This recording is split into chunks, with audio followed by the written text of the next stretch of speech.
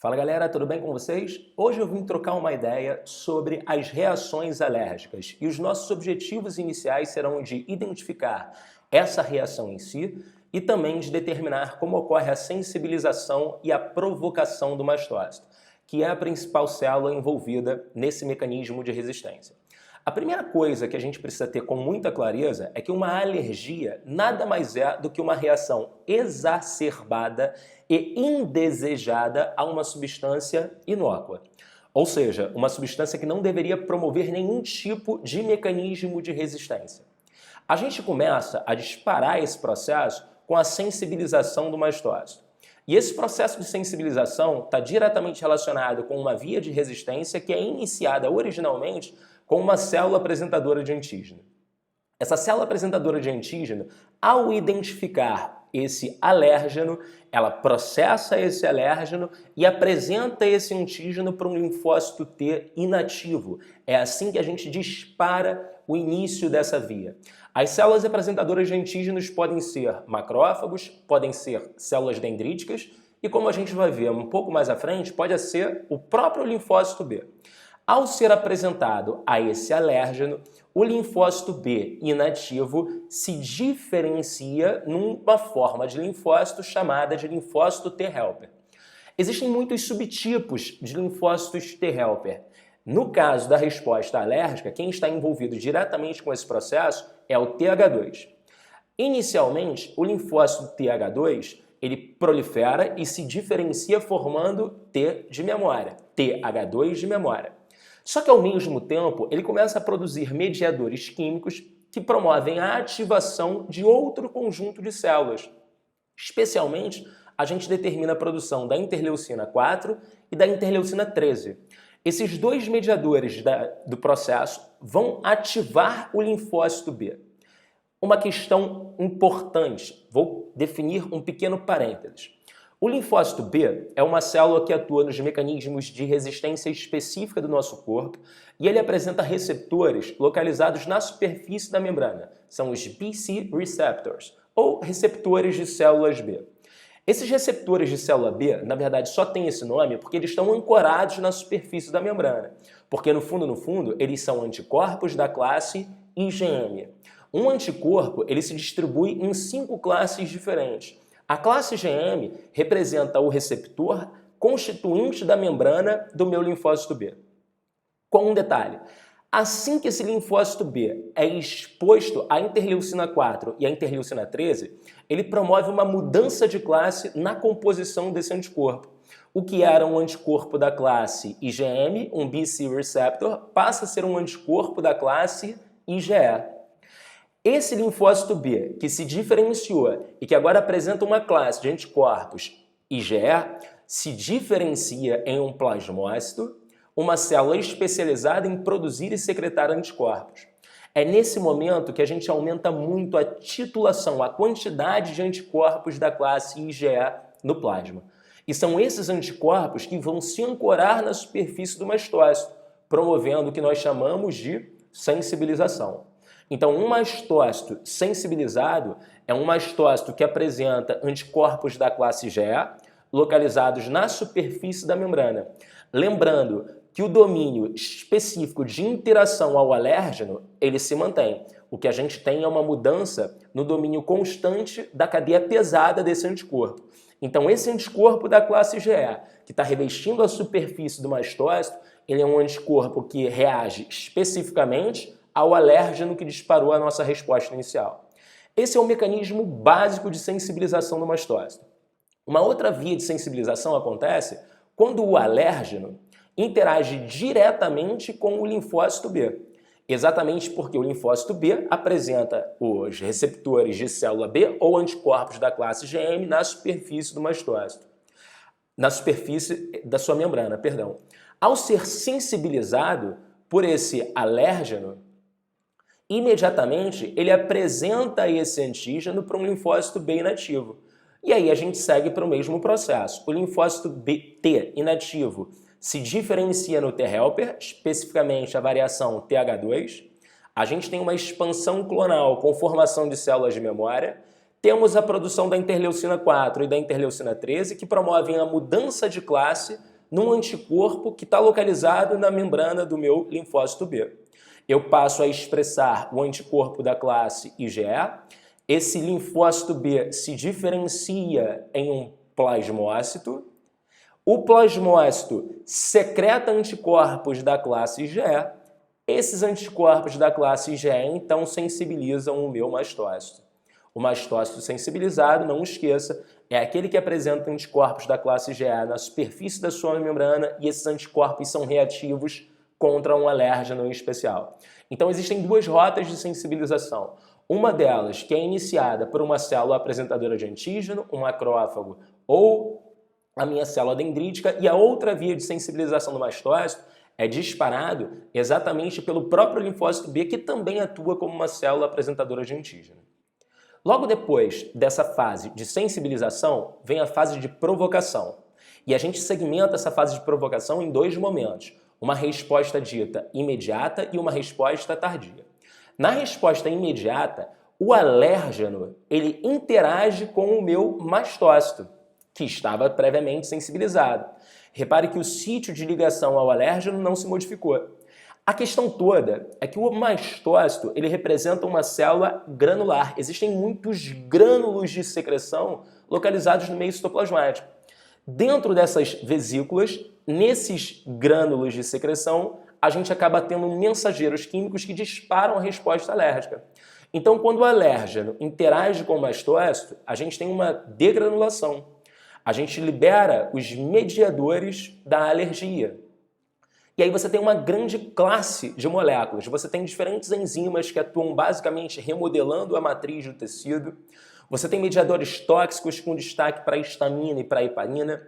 Você tem as citoquininas e as quemoquinas que disparam respostas celulares muito importantes, principalmente nas alergias que são locais, né, nos processos não sistêmicos. E você tem mediadores lipídicos com destaque para os leucotrienos e para as prostaglandinas. Eu me arrisco a dizer que a maior parte dos efeitos sistêmicos dessa variação fisiológica que a gente observa numa resposta alérgica estão relacionados aos mediadores tóxicos, à histamina e à heparina, e aos mediadores lipídicos, que são os leucotrienos e as prostaglandinas. Numa fase de provocação, numa resposta tardia, a gente tem um recrutamento de uma outra célula. Essa resposta tardia ela vai acontecer quando o meu alérgeno interagir com uma célula apresentadora de antígeno e agora, como eu já tenho linfócitos TH2 diferenciados na sua fase ativa, por conta de uma formação de uma memória, eu passo a ter a apresentação diretamente para o TH2. TH2 prolifera, ao proliferar, ele aumenta a síntese e a secreção da interleucina 4 e da interleucina 13, disparando a via que a gente já discutiu anteriormente, mas ele também produz a interleucina 5, que promove a ativação do eosinófilo. A interleucina 5 faz com que eu também defina um processo de degranulação. O eosinófilo libera os seus grânulos de secreção e com eles vai para o ambiente os mediadores do processo alérgico, como a gente discutiu anteriormente. A diferença entre essas duas respostas é que a resposta imediata ela é ocasionada principalmente por uma grande liberação de histamina e heparina. Só que essas substâncias são rapidamente metabolizadas e aí a gente passa a ter uma resposta tardia que é orientada pelos eosinófilos. Basicamente essa é a diferença. O que a gente discutiu então até agora é como que eu disparo uma resposta alérgica. Isso envolve a sensibilização do mastócito e envolve também uma fase de provocação, que é quando o mastócito libera os mediadores da alergia numa resposta imediata, quando o eosinófilo libera os mediadores da alergia numa resposta tardia. Eu resumi as principais características da alergia numa tabela. Essa tabela mostra a resposta alérgica mediada por IgE. Separei em colunas para que a gente identifique as reações, os estímulos mais comuns, a rota de entrada e as respostas. Vamos pensar principalmente em 4 grandes grupos, em 5 grandes grupos de alergias, inicialmente na alergia sistêmica. A alergia sistêmica, ou melhor, a anafilaxia sistêmica, ela vai ser determinada com estímulos definidos por drogas ou substâncias tóxicas que a gente tipifica como sendo venenos, ou alimentos como amendoim, o que não é tão comum, mas pode vir a acontecer, ou até mesmo com infusão de soro, né? As rotas de entrada são intravenosa ou absorção após a ingestão, e as respostas mais comuns envolvem edema, aumento da permeabilidade vascular, o edema de glote, né, o edema lá da região da laringe, o colapso respiratório e a morte em função disso. Isso acontece basicamente porque a histamina é uma substância vasodilatadora. Ao promover a vasodilatação, ao aumentar o diâmetro do vaso, ao mesmo tempo que você aumenta o fluxo de sangue, você também aumenta o distanciamento entre as células que revestem a parede do vaso. A gente chama esses espacinhos de frenestras. Significa dizer, então, que você aumenta muito a permeabilidade vascular. Aumentando a permeabilidade vascular, você tem um grande extravasamento de plasma em direção ao líquido intersticial. Isso resulta no edema, isso resulta na redução da pressão arterial e no choque hipovolêmico, que é o que geralmente leva o indivíduo ao óbito. É uma queda abrupta na pressão arterial. A maior parte desses efeitos, repito, estão diretamente relacionados à ação da histamina. Existem reações de urticária aguda, né, que são as coceiras. Elas podem ser determinadas por estímulo viral, por pelo animal, por ferroada de abelha, ou até mesmo nos testes de alergia. A rota de entrada é o contato direto com a pele e as respostas envolvem um aumento do fluxo de sangue, da permeabilidade vascular na região onde houve o contato com o alérgeno e edema. Além da urticária, a gente tem as rinoconjuntivites. Os dois principais fatores que disparam é o pólen e ácaro, e aí sendo mais específico, na verdade não é o ácaro, é que nas fezes desse animal existe uma substância química que é um potente alérgeno. A gente passa a ter a resposta quando a gente tem um contato com a conjuntiva do olho ou com a cavidade nasal, e as respostas envolvem o edema da conjuntiva ocular, o edema na mucosa nasal e espirros constantes, né? A parte da rinite alérgica está envolvida nessas rinoconjuntivites. Outra resposta alérgica bastante comum é a asma. O que determina é pólen, pelo animal, principalmente de gato, e mais uma vez o ácaro, as fezes do animal, né, que tem a substância alérgena. A gente passa a ter a resposta asmática quando a gente tem uma inalação levando ao contato com a mucosa da via respiratória inferior, e os efeitos envolvem a bronquioconstricção, o aumento da produção de muco e a inflamação da via respiratória. A bronquioconstricção também, e essa inflamação da via respiratória também está diretamente relacionada com a histamina. A histamina, os leucotrienos, as prostaglandinas e a heparina, mas principalmente relacionado com a histamina, onde eu tenho uma resposta de maior potência. Os mediadores lipídicos, que são os leucotrienos e as prostaglandinas, eles aumentam a produção de muco. Então agora visualiza o cenário. Você tem uma constrição do brônquio, na verdade dos bronquíolos terminais, você tem uma constrição dos bronquíolos, você aumenta a produção de muco, então você aumenta a resistência à passagem do ar, daí aquela sensação de aflição, né? Onde o sujeito fica puxando o ar o tempo todo e esse ar não vem de jeito nenhum. Isso está relacionado a essa constrição que a gente evidencia nos bronquíolos. Na verdade, é a contração da musculatura lisa, um efeito sobre a contração da musculatura lisa. Como eu não tenho anéis na parte terminal desses bronquíolos, nos bronquíolos iniciais você ainda pode ter alguma coisinha, aí você acaba apertando esse tubinho. Além disso, a gente também tem as alergias alimentares. Essas são múltiplas. Elas podem ser determinadas por amendoim, por diferentes tipos de sementes, né? A gente chama de nuts, os mariscos, alguns tipos de peixe, leite, ovo, trigo. Você tem uma maior diversidade de alérgenos presentes nesses tipos de alimento. A ingestão, obviamente, é oral, e as reações envolvem vômito, diarreia, coceira e anafilaxia, apesar de ser raro de acontecer. O vômito e a diarreia estão diretamente relacionados ao efeito constrictor sobre a musculatura lisa. Se eu aumentar demais a motilidade do tubo digestivo, eu acabo evertendo o alimento ou fazendo com que ele saia de forma mais rápida, né? Não tendo tempo para absorção. Mais uma vez, esse efeito sistêmico está relacionado aos mediadores tóxicos, a histamina e a heparina, e aos mediadores lipídicos, leucotrienos e prostaglandinas. Os outros mediadores definem respostas mais celulares. O tratamento para as alergias envolve as drogas de ataque para controlar os mediadores do processo. Então é muito comum a gente utilizar de antihistamínicos. A gente pode utilizar a adrenalina em casos de anafilaxia. Inclusive, eu não sei se vende aqui no Brasil, mas nos Estados Unidos existe é uma adrenalina autoinjetável.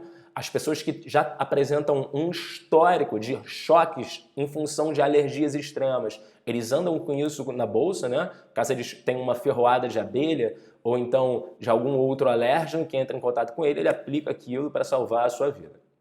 E existe também a dessensibilização com doses progressivas do alérgeno. É o que aqui no Brasil a gente chama de vacina, são as vacinas para alergia.